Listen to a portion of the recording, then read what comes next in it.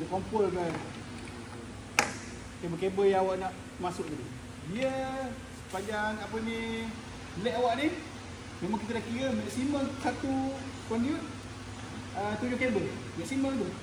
Untuk pergi situ. 7 kabel saiz 2.5 campur dengan apa ni 1.5. Kalau awak ada lebih pada tu, rasanya salah tu, wiring tu. Kena tengok tu awak punya apa ni single line yang awak buat. Okey, cara nak tarik pula awak dolok pada backboard yang awak dah tampal. Dolok dulu. Dolok pula dulu. Sampailah ujung yang awak nak tarik coin seterusnya. Bila keluar, dolok dulu keluar. Nak kena buat bawah ni kan. Dolok. Baru ikat apa ni belakang ni dengan black tape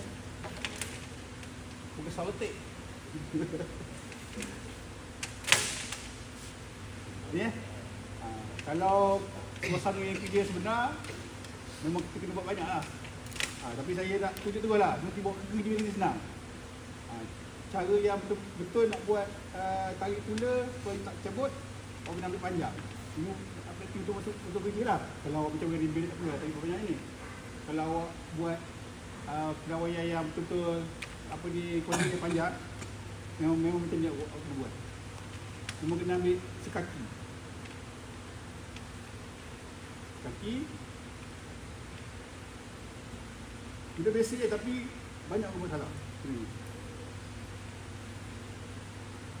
White tape ni tak boleh, black tape tak boleh macam ni.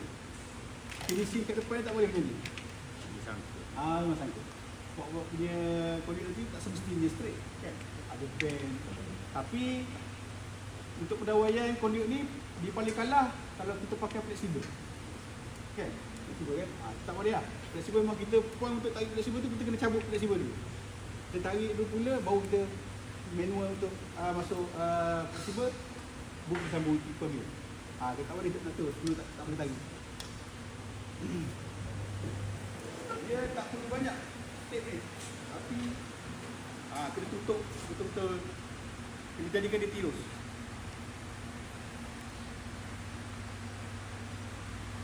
Berapa maksimum kabel kena ada dalam conduit 3 suku ni, saiz ni 20 mm. Satu lagi pipe conduit elektrik 1 inci. Awak cari dalam Google lah. Berapa maksimum dia? Berapa pengudaraan yang perlu ada?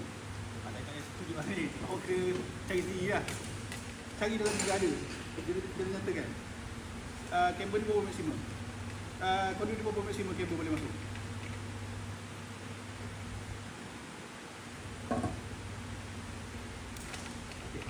Maksudnya depan dia macam ni keadaan dia. Pastikan jangan ada kabel yang apa ni tak sama dengan pula ni.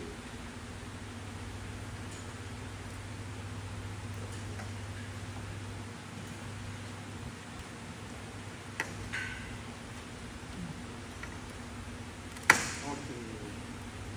Ini keadaan dia.